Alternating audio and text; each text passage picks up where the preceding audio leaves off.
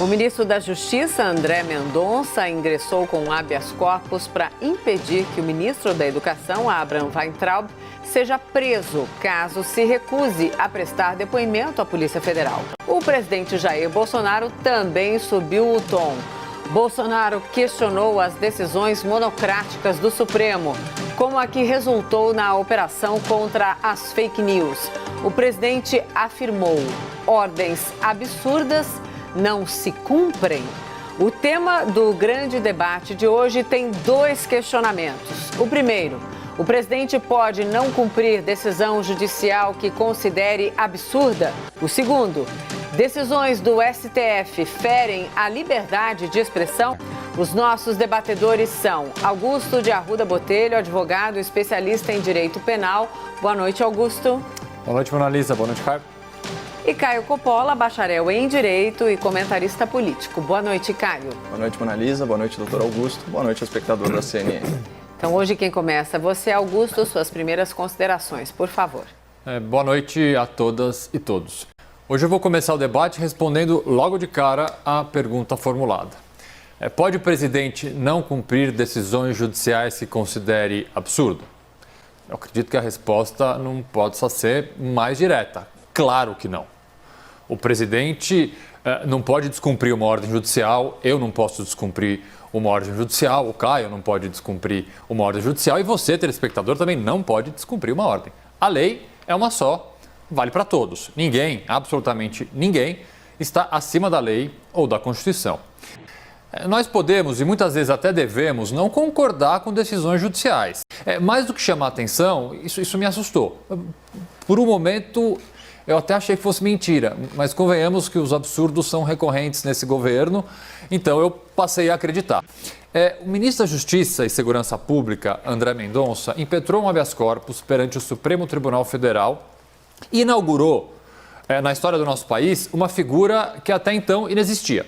Um ministro de Estado usando o seu cargo para pessoalmente defender abertamente interesses de terceiros. Ele pede que, se esses pedidos forem concedidos, eles também passem a valer para todas as pessoas que foram objeto da operação na data de ontem. Vocês entenderam bem. Todas as pessoas. Isso significa dizer que agora o Alan dos Santos, o Roberto Jefferson, a Carla Zambelli, o Luciano Hang, o Eduardo Corona, a Sarah Winter e tantas outras pessoas ganharam um novo advogado. Só que não é um advogado qualquer, é um ministro da Justiça do nosso país. Olha, gente, eu achava que já tinha visto de tudo na Justiça, mas essa de hoje foi realmente inacreditável. Suas primeiras considerações, Caio, por favor. Eu gostaria de dedicar essa minha fala inicial à primeira questão em debate, né? O presidente pode não cumprir decisões judiciais que ele julgue absurdas? Bom, para responder a essa pergunta, eu acho que a gente precisa tratar inicialmente de decisões absurdas e sobram exemplos aqui. A gente tem a suspensão da nomeação do diretor da Polícia Federal, contrariando prerrogativa do Poder Executivo. A gente tem a exibição dos exames de saúde do presidente da República, violando sua intimidade. A gente tem a divulgação de uma reunião ministerial, violando a privacidade, a honra e a imagem dos seus participantes. Então, nesses três casos, houve atropelo de normas constitucionais, violação de direitos fundamentais e interferência indevida do Poder Judiciário no Poder Executivo. Nessas decisões, a contradição com a lei é tão evidente que todas elas foram tema do nosso debate.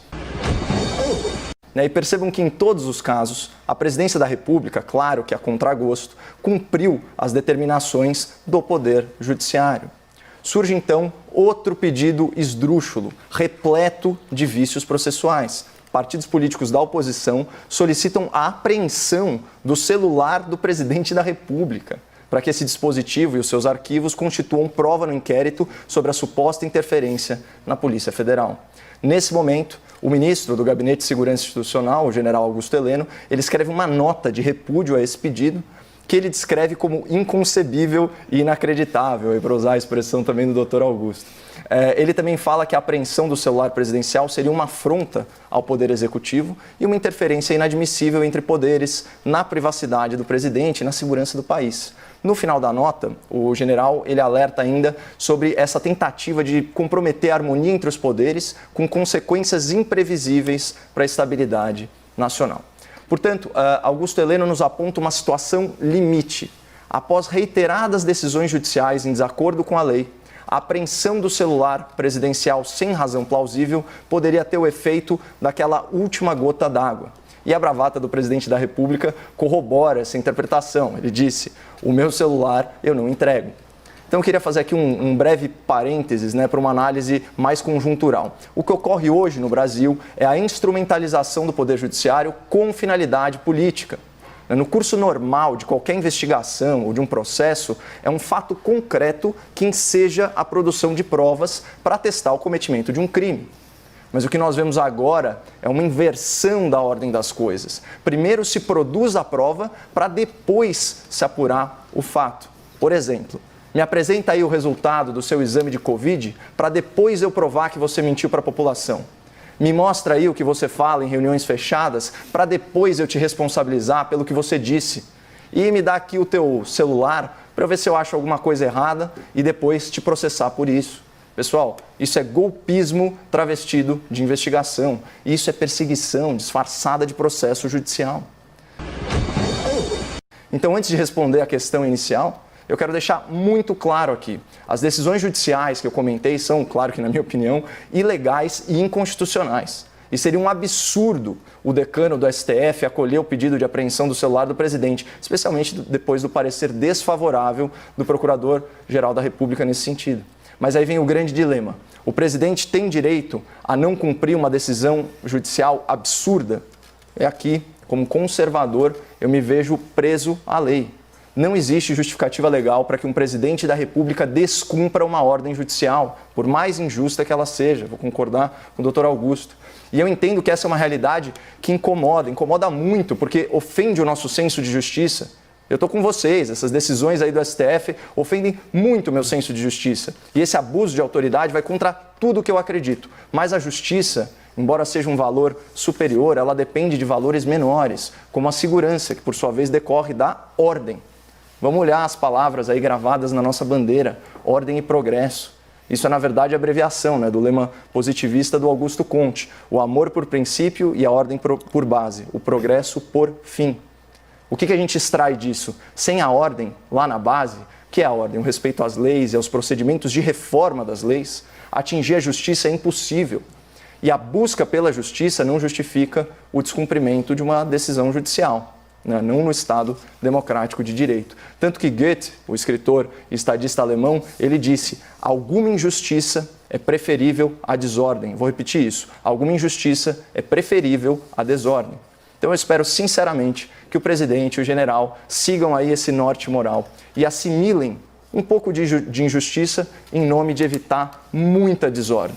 Até porque há outras formas de combater esses desatinos do Supremo Tribunal Federal sem precisar recorrer à desobediência institucional. Por exemplo, mobilizando parlamentares para que se retome a CPI da Lava Toga. Lembram disso? E para que se apreciem os pedidos de impeachment dos ministros do STF que estão mofando nas gavetas do presidente do Senado. Vamos então ao debate. Augusto e Caio, por favor. Vamos. Deixa eu começar por um tema que ele está um pouquinho no passado. Na verdade, é que acontece tanta coisa nova a cada dia. O passado é essa semana ainda, então não está tão no passado. Mas que é a questão do celular do presidente, porque há pessoas que ainda afirmam, o Caio não fez isso, há pessoas que ainda afirmam que há um pedido oficial ou um pedido do Supremo Tribunal Federal para apreensão, seja de celular ou seja de qualquer outra coisa do presidente. Ainda essa fake news é impressionante. Quando ela grava e quando ela gruda, é difícil de soltar. Então deixa eu explicar isso aqui. Nós temos 11 ministros do Supremo, com notório saber jurídico e com todos tendo passado pelo crivo, tanto dos presidentes que os indicaram, quanto do Senado nas sabatinas. Temos ministros com mais de 20 anos de corte, com interpretações diferentes entre eles e entre outras pessoas. Para vocês terem uma ideia, uma coisa curiosa, a discussão da legalidade ou não do inquérito das fake news que foi tema ontem aqui. Eu tenho um grupo de WhatsApp, até chamado Prerrogativas, que eu gosto bastante, tem centenas de advogados e os maiores advogados do país. Houve hoje uma discussão muito grande entre dois dos maiores professores de processo penal do país, cada um pensando uma coisa. Por que eu estou dizendo isso? Porque divergência de decisão não faz a decisão ser absolutamente ilegal. Você entender que uma decisão do Supremo está errada porque você entende dessa forma, não faz dela ilegal, ou não faz dela uma decisão escusa, ou não faz dela uma decisão política ou com interesses terceiros. Simplesmente é uma decisão que você não concorda.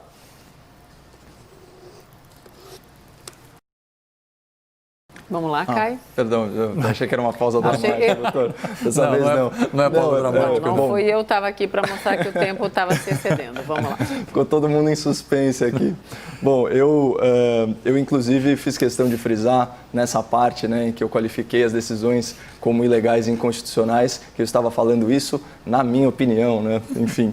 Mas, bom, já que você falou de professores, eu vou falar de um professor que é muito querido a mim, um grande civilista, né, que é o doutor Valdir de Arruda Miranda Carneiro. E, inclusive, ele é meu padrinho. Agora, eu apelo à autoridade nepotista aqui. A inspiração para essa minha fala inicial veio de um artigo dele que eu recomendo ao espectador da CNN, de alguns anos já, foi veiculado num periódico aí de grande circulação, que se chama Ruim com a Lei, Pior Sem Ela. E a ocasião, o intuito dele, doutor, era justamente criticar decisões judiciais que não estavam embasadas na letra da lei. Então você vê que essa crítica, né, à desobediência da lei, ela funciona tanto com aqueles, né, que são alvo da decisão judicial, quanto para aqueles que as proferem, né? E tem um trecho muito interessante dessa dicotomia, na verdade dessa relação entre ordem e justiça.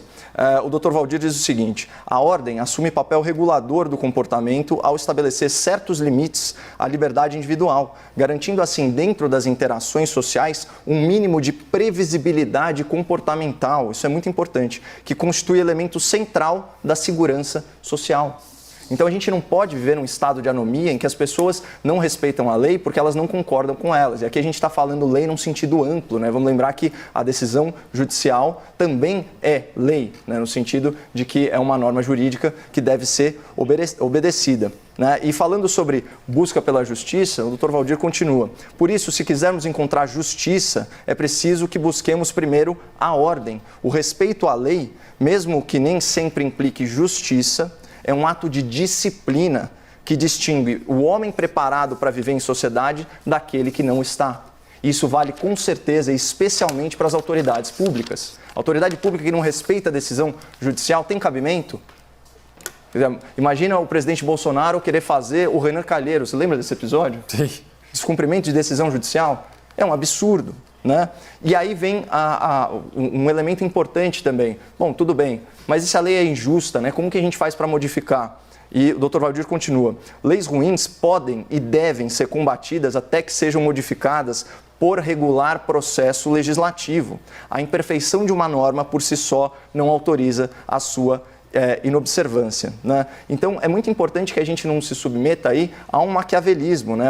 Aquela história dos fins justificando os meios, né? Até porque toda vez que essa concepção, né, de direito, essa concepção de moralidade, ela foi adotada, as injustiças decorrentes disso são muito maiores, porque aí você fica sujeito ao arbítrio das pessoas. E aqui eu queria fazer uma última pontuação teórica, né? Porque para não parecer que eu estou entrando em contradição, até porque quando a gente estava falando dos decretos abusivos, né, do governador de São Paulo, eu brinquei aqui que estamos todos em ato de desobediência civil por não utilizarmos máscaras em ambiente fechado de atividade essencial, como é o caso.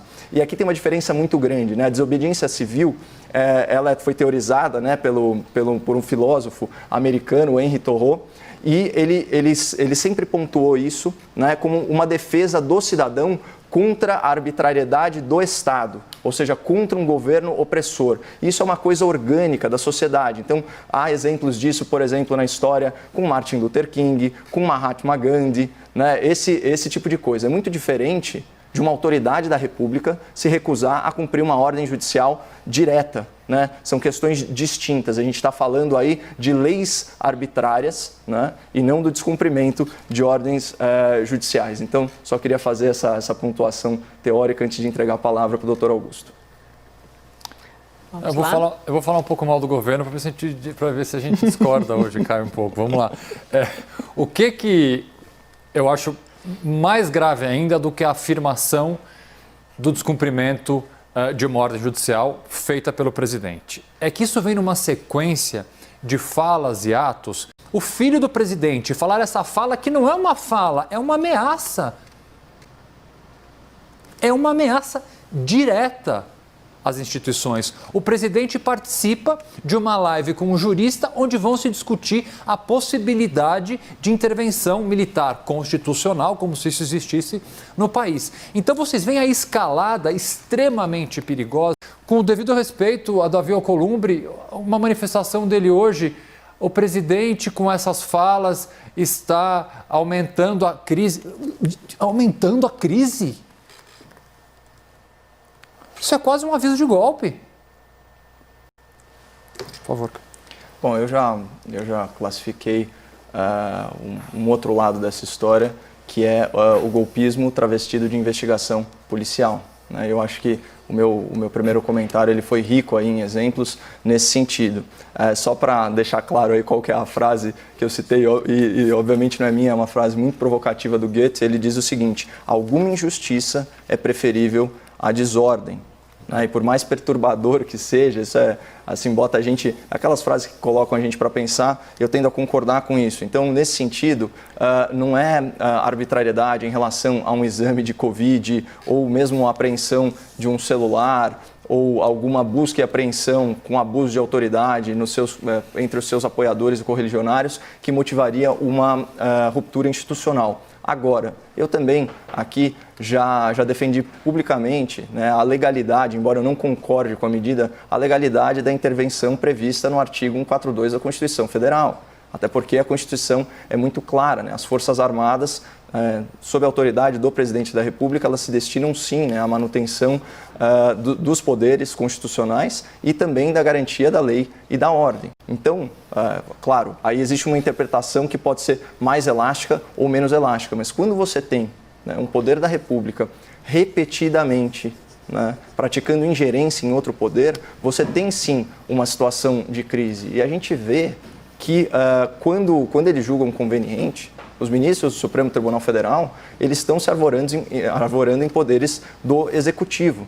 E isso é muito diferente, por exemplo, de você usar brechas legais, como é o caso do Parlamento Brasileiro, né, principalmente sob liderança do senhor Rodrigo Maia, presidente da Câmara Federal. Então, o que ele tenta instaurar? Aquele parlamentarismo branco, no qual ele é o primeiro-ministro imaginário. Então, por manobras, né, então isso da lei de diretrizes orçamentárias, pela mudança de rubricas, o que ele fez? Ele trouxe num determinado momento, né, algumas faculdades que pertencem ao Poder Executivo para o Congresso Nacional. Então, do que eu estou falando? Estou falando da atribuição daquelas rubricas do Relator Geral do Orçamento, né, as rubricas bilionárias. Então, ele tira a verba discricionária, capacidade de investimento do Poder Executivo e passa isso para a mão de um relator, de um parlamentar que está aí sob a sua batuta. Isso é uma forma, sim, de ingerência de um poder no outro, mas aí, pelo menos, é dentro de uma legalidade. Você vai questionar o método, a moralidade, a forma como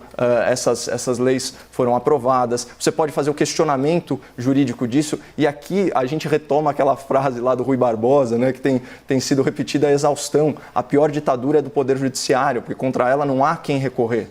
Então, contra os abusos do presidente da Câmara, se achar que isso está ferindo a harmonia entre os poderes, se a gente acha que isso não é prerrogativa do Congresso, você ainda consegue recorrer ao Poder Judiciário. Mas o que você faz quando o Poder Judiciário está repetidamente abusando da sua autoridade? Né? A parte do debate que a gente vai destinar a tratar aí desse assunto, que você falou na sua fala inicial, doutor, sobre o ministro Abraham Weintraub, é um exemplo disso, né? Você tem um inquérito que nasce com vício de origem. né, que desrespeita procedimentos e elementos básicos, né, do processo penal. Você tem o STF como vítima, como investigador, né, como acusador e como juiz. Você não tem uma distribuição por sorteio do processo. Muita gente alega que isso extrapola muita competência. Você mesmo reconheceu que é um absurdo os investigados não terem acesso aos autos. Ninguém sabe do que está sendo acusado, até porque fake news, né, é um anglicismo, né, não está tipificado no nosso ordenamento jurídico.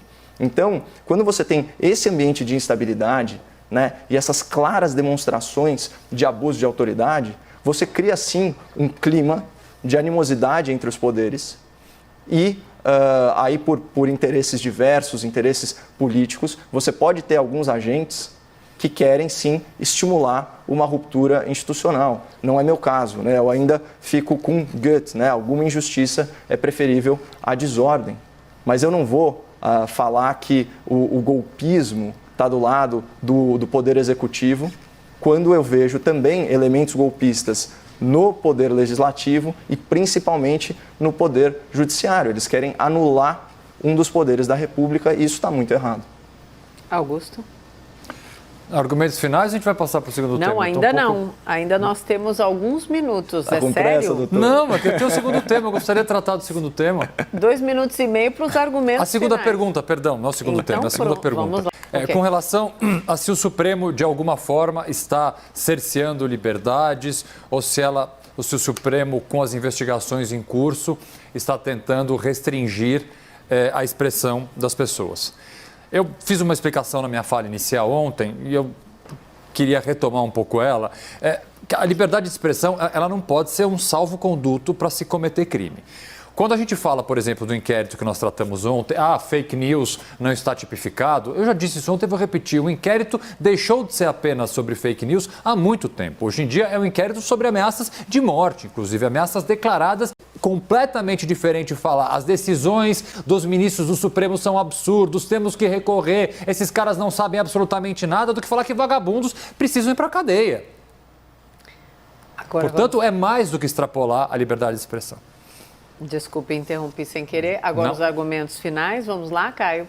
Eu vou dar a voz aqui ao contexto, mais uma vez, da fala do ministro da Educação. Faço questão. Eu tinha uma visão extremamente negativa de Brasília. Brasília é muito pior do que eu podia imaginar. As pessoas aqui perdem a percepção, perdem a empatia, a relação com o povo, se sentem inexpugnáveis. Eu, por mim, botava esses vagabundos todos na cadeia, começando no STF. De novo, vou repetir isso, foi falado numa reunião privada que só foi tornada pública por interesse político. Vamos lembrar, né? O inquérito que ensejou isso dizia respeito à suposta interferência do presidente da República na Polícia Federal. O que essa fala tem a ver com isso? O que a fala do ministro Paulo Guedes tem a ver com isso? Então, você percebe claramente a intenção política, né, do Supremo Tribunal Federal em desgastar o poder da República, extrapolar, né, o escopo, né, do inquérito para simplesmente expor as pessoas na sua privacidade. Vamos lembrar que essas reuniões são filmadas para efeito de arquivo, inclusive depois para formar prova, mas jamais com o intuito de dar plena publicidade, né? Não são atos oficiais do governo. Então, mas isso daí é só mais uma das vergonhas de uma composição de ministros do Supremo Tribunal Federal que envergonha muito o Brasil e o direito no Brasil. Augusto, seus argumentos finais, por favor. Eu vou falar sobre um tema, peço desculpas, que não é o tema do debate de hoje, mas a gente está já quase chegando ao final da semana e é inevitável falar que nós estamos há 12 dias sem o ministro da Saúde. Nós temos um aumento no número de contágio em várias cidades do país e este tema parece que foi esquecido. Obrigada, Augusto. Boa noite, até amanhã. E obrigada, Caio. Boa noite, até amanhã. Boa noite. Antes de encerrar esse debate, eu lembro que as opiniões dos debatedores são pessoais e não refletem a opinião da